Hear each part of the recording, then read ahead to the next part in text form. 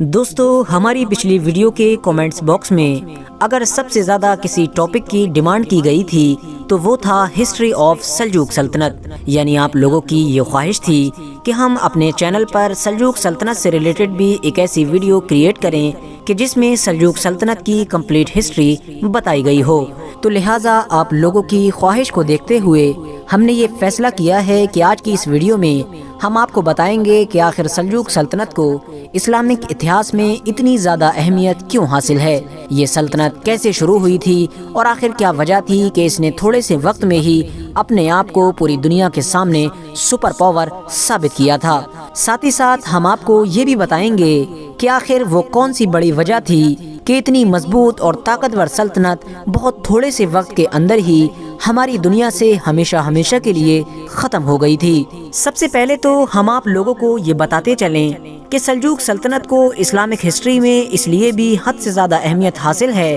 کیونکہ سلجوق سلطنت ہی وہ سلطنت تھی کہ جس نے مسلمانوں کی اس دور میں حفاظت کی تھی کہ جب آپسی اختلاف اور منگولوں کی چڑھائی کی وجہ سے سلطنت عباسیہ تو ختم ہو چکی تھی اور سلطنت عثمانیہ بھی اس وقت تک قائم نہیں ہو سکی تھی، یعنی سلطنت عباسیہ اور سلطنت عثمانیہ کے بیچ کا جو دور تھا یہ ایسا دور تھا کہ جب مسلمانوں کے پاس کوئی بھی ایسی طاقتور سلطنت نہیں بچی تھی کہ وہ جس سلطنت کے بادشاہ کو اپنا خلیفہ مان سکیں، لہٰذا ایسے دور میں ہی سلجوق سلطنت نے آگے بڑھ کر مسلمانوں کی کمان سنبھالی تھی اور اس دور کی سب سے خطرناک فوج یعنی منگولوں سے مقابلہ کیا تھا۔ 11ویں صدی میں شروع ہونے والی یہ عظیم اور مضبوط سلطنت اپنے دور میں پورے مڈل ایسٹ اور سینٹرل ایشیا پر راج کیا کرتی تھی، جہاں ایک طرف اس سلطنت کا ایک کنارہ آج کے دور کے چائنا تک پہنچ چکا تھا تو وہیں دوسرا کنارہ موجودہ دور کے ترکی تک پہنچا ہوا تھا، یعنی اس سلطنت کی گنتی اپنے دور کی بڑی اور طاقتور سلطنتوں میں ہوا کرتی تھی۔ اب اگر بات کی جائے سلجوق سلطنت کے آغاز کے بارے میں تو آپ کو بتاتے چلیں کہ سلجوق سلطنت کی بنیاد جن لوگوں نے رکھی تھی وہ ترک نسل سے تعلق رکھا کرتے تھے، اور یہ بھی انہی اوغوز خان کی نسل سے تھے کہ جن کی نسل سے کائی قبیلے کے سردار یعنی ارطغرل غازی تھے۔ اس سلطنت کی بنیاد 1037 عیسوی میں ایران کے ایک شہر نیشا پور میں رکھی گئی تھی۔ جس بہادر کمانڈر نے اس سلطنت کی بنیاد رکھی تھی ان کا نام تغرل بیگ تھا۔ بتایا جاتا ہے کہ انہوں نے اپنی اس سلطنت کا نام اپنے دادا کے نام کے اوپر رکھا تھا اور ان کے دادا کا نام سلجوق تھا۔ اتہاسکار لکھتے ہیں کہ ان کے دادا بھی بے انتہا بہادر اور ہوشیار تھے۔ ایک بار ان کے دادا کو کسی مڈ بھیڑ میں غزنوی سلطنت کی فوج نے گرفتار کر لیا تھا۔ آپ کو یاد دلانے کے لیے یہ بھی بتاتے چلیں کہ یہ وہی غزنوی سلطنت ہے کہ جس کے بادشاہ محمود غزنوی نے ہمارے دیش بھارت پر بھی کئی بار اٹیک کیا تھا۔ سلجوق کے گرفتار ہو جانے کے بعد ان کے پوتے یعنی تغرل بیگ نے ہی اپنے کچھ سپاہیوں کے ساتھ مل کر سلجوق کو غزنوی فوج سے آزاد کروایا تھا، جس کی وجہ سے تغرل بیگ اور غزنوی سلطنت کے بیچ دشمنی بڑھتی چلی گئی تھی۔ شروع میں تو غزنوی فوج نے کئی بار ان سلجوقی لوگوں کو بڑی بری طرح سے ہرایا تھا، مگر بعد میں یہ لوگ بھی غزنوی جیسی طاقتور فوج کو کئی بار چکما دینے میں کامیاب ہو گئے تھے۔ لیکن آپ کو بتاتے چلیں کہ تغرل بیگ اور غزنوی فوج کے بیچ ہونے والے یہ تمام واقعات سلجوق سلطنت کی بنیاد رکھنے سے پہلے ہوئے تھے، یعنی اس وقت تک تغرل بیگ نے سلجوق سلطنت کی بنیاد نہیں رکھی تھی۔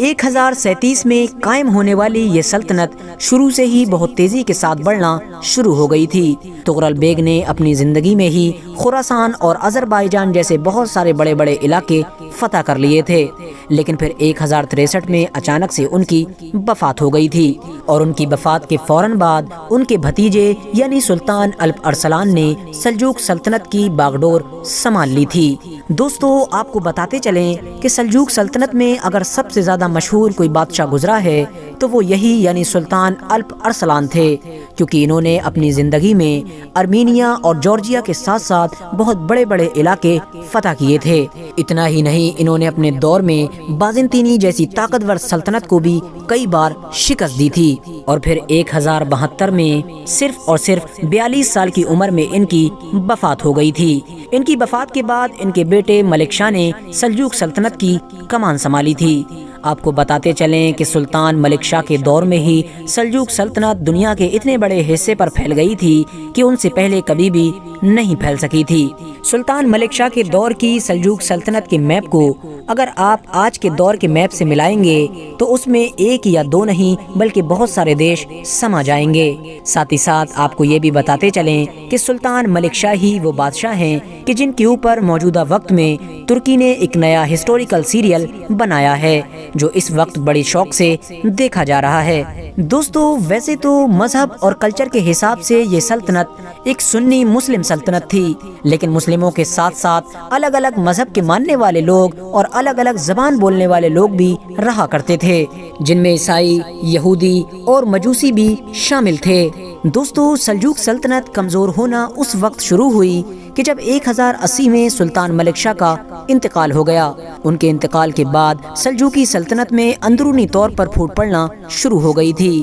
اور پھر اس کا فائدہ اٹھا کر صلیبیوں نے بھی سلجوق سلطنت پر لگاتار حملے کرنا شروع کر دیے تھے، اور وہیں دوسری طرف سے منگولوں نے بھی اپنا قہر برسانا شروع کر دیا تھا۔ دھیرے دھیرے کمزور ہوتے ہوتے ایک وقت وہ بھی آیا کہ جب سلجوق سلطنت کا پورے سینٹرل ایشیا سے قبضہ ختم ہو گیا تھا، اور اب سلجوق سلطنت صرف اور صرف اس علاقے پر رہ گئی تھی کہ جہاں پر آج ترکی دیش موجود ہے، اور بس اسی دور کی کہانی ہی ارطغرل غازی سیریل میں دکھائی گئی ہے۔ ارطغرل سیریل میں دکھائے جانے والے سلطان علاء الدین کیقوباد کا جب انتقال ہوا تو ان کی وفات کے بعد ان کا بیٹا یعنی غیاث الدین بچی ہوئی چھوٹی سی سلجوق سلطنت کے تخت پر بیٹھا تھا، لیکن غیاث الدین کچھ دنوں کے بعد ہی حد سے زیادہ کمزور ہو جانے کی وجہ سے منگولوں کے دباؤ میں کام کرنے لگا تھا، جس کی وجہ سے سلجوق سلطنت کو حد سے زیادہ نقصان ہو رہا تھا۔ سلطان غیاث الدین کی موت کے بعد ان کا بیٹا یعنی سلطان علاء الدین کیقوباد سیکنڈ سلجوق سلطنت کے تخت پر بیٹھا۔ آپ کو بتاتے چلیں کہ یہ علاء الدین رشتے میں ارطغرل غازی سیریل میں دکھائے جانے والے سلطان علاء الدین کا سگا پوتا تھا، یعنی سلطان غیاث الدین نے اپنے بیٹے کا نام بھی اپنے والد کے نام پر ہی رکھا تھا، لیکن افسوس سلطان علاء الدین سیکنڈ بھی پچھلے کچھ سلجوقی بادشاہوں کی طرح ہی منگولوں کی صرف ایک کٹ پتلی بن کر رہ گیا تھا، اور اس طرح سے دھیرے دھیرے پوری سلجوقی سلطنت ہی ختم ہو گئی تھی۔ اتہاسکار لکھتے ہیں کہ سلجوقی سلطنت کے آخری دنوں میں، یعنی جب سلجوقی سلطنت حد سے زیادہ کمزور ہو گئی تھی اور اس کے بادشاہ منگول اور بازنطینی حکمرانوں کے دباؤ میں کام کرنے لگے تھے، تو عثمان غازی نے یہ دیکھتے ہوئے نہ صرف خود کو سلجوق سلطنت سے آزاد کر لیا تھا بلکہ سلجوق سلطنت کے بہت سارے علاقوں پر قبضہ بھی کر لیا تھا، اور بس یہیں سے عثمانی سلطنت پھیلنا شروع ہو گئی تھی۔ دوستو ویسے تو عام طور پر سلجوق سلطنت کے ختم ہونے کے پیچھے سب سے بڑی وجہ منگول اور بازنطینی سلطنت کو ہی بتایا جاتا ہے، لیکن زیادہ تر اتہاسکاروں کا یہ ماننا ہے کہ ان دونوں کے علاوہ سلجوق سلطنت کا اندرونی طور پر جو سب سے بڑا دشمن تھا اور جس نے سلجوق سلطنت کو سب سے زیادہ نقصان پہنچایا تھا وہ حسن بن صبا اور اس کی خفیہ فوج اسیسینز تھے، جن کے بارے میں پہلے ہی اپنے چینل پر ایک ویڈیو کریٹ کر چکا ہوں۔ فی الحال دوستو آج کی اپنی ویڈیو کو ہم یہیں پر ختم کرتے ہیں۔ ویڈیو پسند آنے پر نہ صرف ویڈیو کو لائک کریں بلکہ اپنے فرینڈز کے ساتھ بھی ضرور شیئر کریں، اور اسی طرح کی نالجیبل اور ہسٹوریکل ویڈیوز ہمیشہ دیکھنے کے لیے ہمارے اس چینل کو سبسکرائب کر کے ساتھ ہی میں بیل آئیکن کو بھی پریس کر دیں۔